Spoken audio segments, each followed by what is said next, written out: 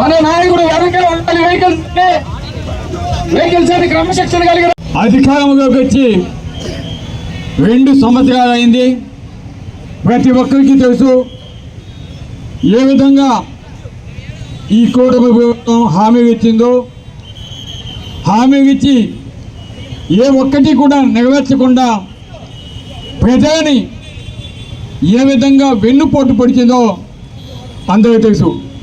ఈ రోజుకి ఈ ప్రభుత్వం వెన్నుపోటు పొడిచి 2 సంవత్సరాలు అవుతోంది.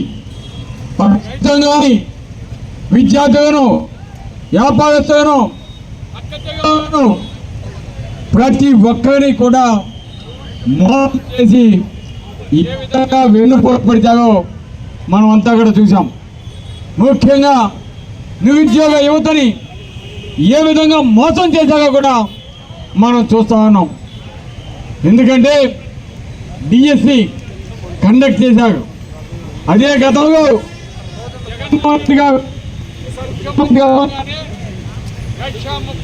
ఉద్యోగాలు, సచివాలయ ఉద్యోగాలు ఇవ్వటం జరిగింది.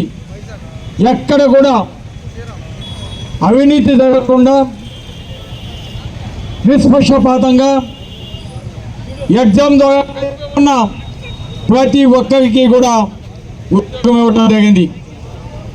ఈరోజు డిఎస్సిలో 16 ఉద్యోగాలు ఇస్తే 100 అవకతవకలు. ఏ విధంగా మోసం చేశారో విద్యార్థులు అందరూ కూడా గుర్తించాల్సిన ఆవశ్యకత ఉంది. స్పోర్ట్స్ కోటాని